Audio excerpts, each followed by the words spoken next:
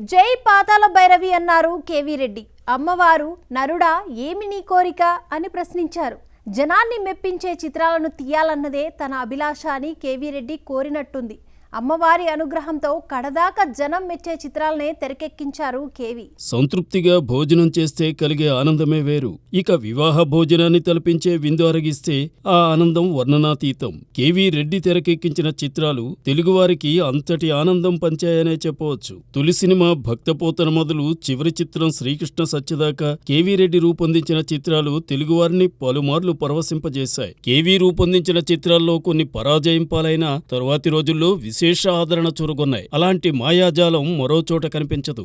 KV Reddy సినిమాలను చూస్తూ ఉంటే కాలం ఇట్టే కరిగిపోతుందనే నానుడి ఉండేది. ఆయన రూపొందించిన చిత్రాలు ఏవీ 20 ఏళ్లకు తక్కువగా ఉండవు. అయినా సరే ఒక్కసారి కేవీ సినిమాల ముందు కూర్చుంటే ఇట్టే ఆకర్షించేస్తాయి. మనసుకు హాయిని కలిగిస్తాయి. వెతల నుండి దూరం చేసి మనసును తేలికపరుస్తాయి. అది కేవీ రెడ్డి సినిమాల్లో దాగున్న మహత్తు అని అంటారు. ఈనాటికి ఆ అనుభూతిని కలిగిస్తూనే ఉన్నాయి కేవీ చిత్రాలు. విచారానికి విరుగుడు వినోదం అన్నారు పెద్దలు. ఆ మాటను తూచా తప్పగా పాటిస్తూ సినిమాలు రూపొందించారు కేవీ రెడ్డి. కథలో ఎంతటి క్లిష్ట సమస్యకైనా తగిన పరిష్కారం చూపిస్తూ వినోదంతో కప్పేసేవారు కేవీ. తరువాతి రోజుల్లో ఎందరో దర్శకులు కేవీ బాణిని అనుసరించారు. తాము విజయాలను సాధించారు. సమస్యలు లేని మనుషులుండరు. ఇప్పటికంటే అప్పట్లో ప్రజల తలసరి ఆదాయం చాలా తక్కువగా ఉండేది. ఆర్థిక ఇబ్బందుల్లో ఉన్నవారు అప్పట్లో అధికం. ఆర్థిక ఇబ్బందులు ఉన్నవారు సైతం వెతలు మరిచిపోవడానికి కేవీ రెడ్డి సినిమాలకు వెళ్లేవారు. తాము కొన్న టిక్కెట్కు సరిపడా వినోదం అందుకుని ఆనందంతో ఇంటి ముఖం పట్టేవారు. ఆ సంతోషంలోనే వారి సమస్యలకు ఏదో ఒక పరిష్కారం లభించేది. దాంతో మరోమారు కేవీ సినిమా చూడాలని ఆశించేవారు. జానపదమే తీసినా పౌరాణికమే చేసినా చారిత్రకంతో సాగిన ప్రతి చోట తన ముద్ర ఉండేలా చూసుకునేవారు కేవీ రెడ్డి. సదరు కథల్లోనూ సగటు ప్రేక్షకుడిని ఆకట్టుకునే వినోదం మేళవించేవారు కేవీ రెడ్డి. అందుకే కేవీ రెడ్డి సినిమా వస్తోందంటే చాలు ఆ రోజుల్లో జనం ఆసక్తిగా ఎదురుచూసేవారు. అందుకు తగ్గట్టుగానే తన సినిమాలను వినోదంతో రంగరించి ప్రేక్షకుల ముందు నిలిపేవారు. కేవీ చేసిన మాయకు గమ్మత్తుగా ప్రేక్షకులు లొంగిపోయేవారు. మళ్లీ మళ్లీ ఆ మత్తులో సాగాలనే తప్పించేవారు జనం. ఈ రోజుల్లో వాట్సాప్, వీడియో కాల్స్లో ఎక్కడ ఉన్నవారితోనైనా చూస్తూ మాట్లాడుతున్నాం. అదే తీరున మాయాబజార్లో ప్రియదర్శిని ఏర్పాటు చేసి ప్రేక్షకులను కలుసుకునేలా చేశారు కేవీ. ఆ మాయను చూస్తే ఆశ్చర్యం కలుక్కమానదు. కేవీ రెడ్డి తెరకెక్కించిన జానపదాలు ఈనాటి దర్శకులకు సైతం పాఠ్యాంశాలని చెప్పక తప్పదు. అందుకే కేవీ రెడ్డిని జానపద పథ నిర్దేశకుడన్నారు. నవతరంలో జానపదాలు తీయాలనుకునేవారు కేవీ రెడ్డి తెరకెక్కించిన సినిమాలను చూసి తీరవలసిందే. అలా చూసిన వారు కేవీ చిత్రాల్లోని మాయాజాలాన్ని తమ చిత్రాల్లోనూ పొందుపరచాలని తప్పించక మానరు. తెలుగువారికి అరుదైన ఘన విజయాలను అందించిన ఘనుడు కేవీ రెడ్డి. తెలుగునాట తొలి స్వర్ణోత్సవ చిత్రంగా నిలిచింది కేవీ రూపొందించిన పాతాళ భైరవి. జానపదాల్లో ఆయన తీరే వేరని,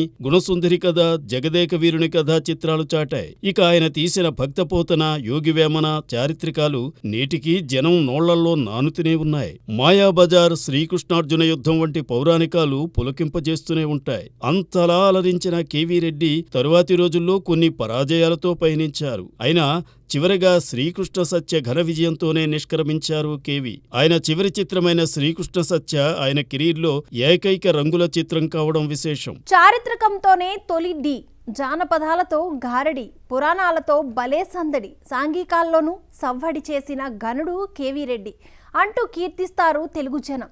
ఇక కేవీ రెడ్డి దర్శకత్వ బాణిని భావితరాలు అధ్యయనం చేయవలసిన అవసరం ఎంతైనా ఉందనిపిస్తుంది. పర్ఫెక్షనిస్ట్ అన్న పదానికి నిలువెత్తు నిదర్శనంగా నిలిచారు కేవీ రెడ్డి. నటీనటుల నుండి తనకు కావలసిన నటనను రాబట్టుకోవడంలోనూ కేవీ రెడ్డి బాణి ప్రత్యేకంగా నిలిచింది. తనకు లభించిన నటీనటులకు సన్నివేశాన్ని వివరించి ఎవరు తమ పాత్రలను ఎలా అభినయిస్తారో చూపించమని కోరేవారు కేవీ. వారు తన ఊహకు తగ్గట్టుగా నటిస్తే సరే, లేదంటే తాను కోరుకున్న విధానాన్ని వారికి వివరించేవారు. ఆ వివరణ అరటిపండు ఒలిచిపెట్టినట్టుగా ఉండేది. అందువల్లే కేవీ రెడ్డి సినిమాల్లో నటించిన వారు ప్రేక్షకుల చేత జేజేలు అందుకునేవారు. బాలల నుండి సైతం తనకు కావలసిన అభినయాన్ని పిండుకునేవారు కేవీ రెడ్డి. తొలి చిత్రం భక్తపోతనలోనే చిన్న పాపతో కేవీ రెడ్డి చేయించిన నటన ఇప్పటి ప్రేక్షకులను రంజింపజేస్తుంది. తాను తెరకెక్కించే చిత్రాల్లో ఏదో విధంగా జనానికి కొంత బోధ చేయాలని భావించేవారు కేవీ రెడ్డి. అందుకు అనువైన సన్నివేశాలను చొప్పించి మెప్పించేవారు. కేవీ తన చిత్రాల ద్వారా చేసిన హితబోధ ఎంతో మందిని ఆకట్టుకుందని చెప్పవచ్చు.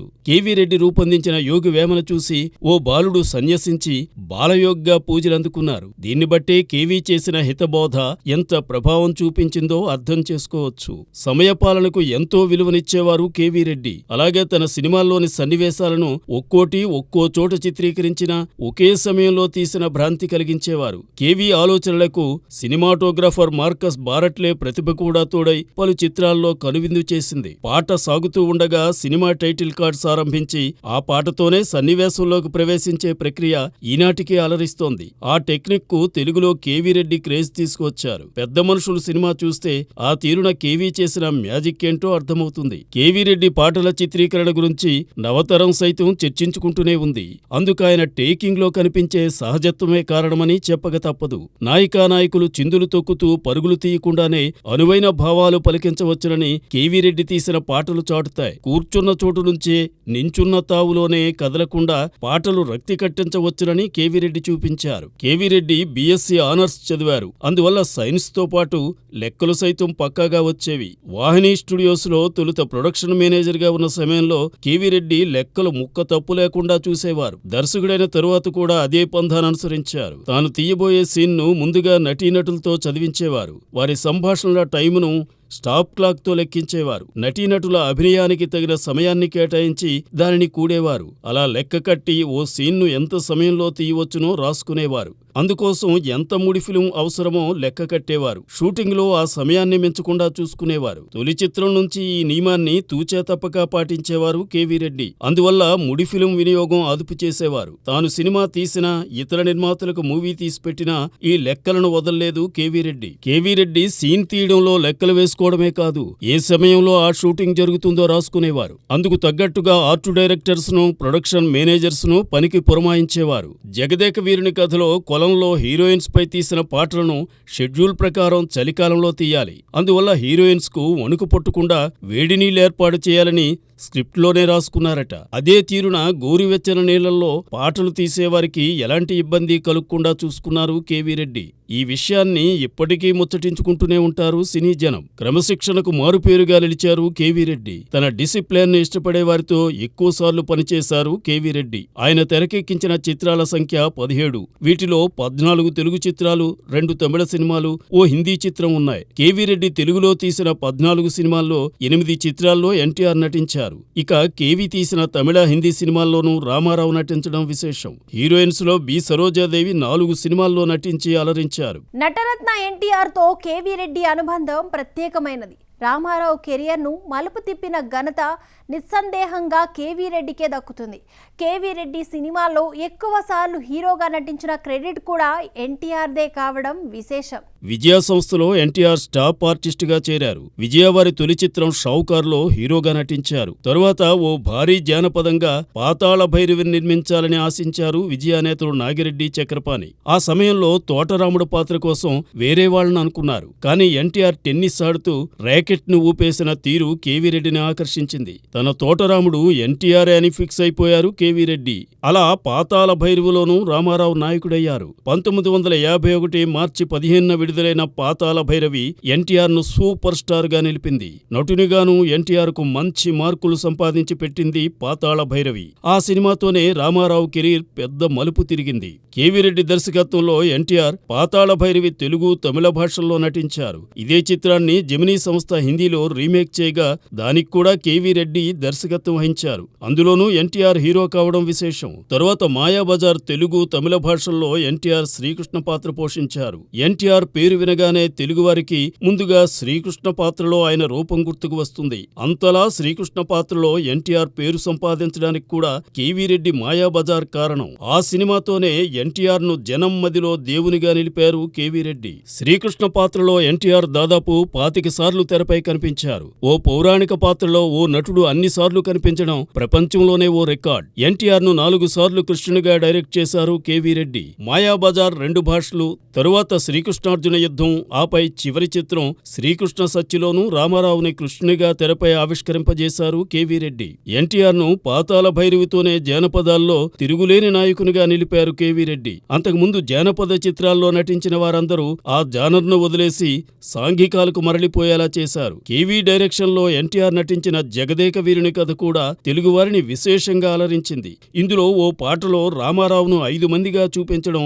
అప్పట్లో విశేషంగా చర్చించుకున్నారు. ఆ 5 పాత్రల హావభావాలు రామారావులోని మహానటుణ్ణి ఆవిష్కరించాయి. అలా ఎన్టీఆర్ను తీర్చిదిద్దారు కేవీ రెడ్డి. ఎన్టీఆర్కు తొలి నుంచి పెద్దలంటే గౌరవం. ఇక తనను తీర్చిదిద్దిన కేవీ రెడ్డి, బిఎన్ రెడ్డి ఇద్దరిని గురువులుగా భావించేవారు రామారావు. కేవీ రెడ్డి మాట అంటే ఎన్టీఆర్కు వేదవాక్కు. కేవీ రెడ్డి సత్యహరిశ్చంద్ర తీస్తూ రామారావును కాల్షీట్స్ అడగ్గానే మరో మాట లేకుండా గురువుకు డేట్స్ ఇచ్చారు. ఎన్టీఆర్తో కేవీ రూపొందించిన సత్యహరిశ్చంద్ర తొలుత విమర్శలెదుర్కొన్న రిపీట్ రన్స్ లో విశేష ఆదరణ చూరగొంది. ఇందులోనూ నటునిగా రామారావు తనదైన బాణీ పలికించారు. కేవీ రెడ్డి చిత్రాల్లో పేరు సంపాదించిన వారిలో కొందరు ఆయన డేట్స్ అడిగినా మొహం చాటేశారు. అయితే రామారావు మాత్రం గురువు ఎప్పుడు కాల్షీట్స్ కోరినా కాదనేవారు కారు. అలా సత్యహరిశ్చంద్ర తరువాత కేవీ రెడ్డి తీసిన ఉమాచండీ, గౌరీశంకర్ల కథ, భాగ్యచక్రం చిత్రాల్లోనూ నటించారు. ఆ 2 సినిమాలు పరాజయాన్ని చవిచూశాయి. నాటక ఫక్కీలో సాగుతున్న తెలుగు సినిమాకు ఓ గ్రామర్ను నేర్పిన కేవీ రెడ్డి ఈ సినిమాలను తీశారా అంటూ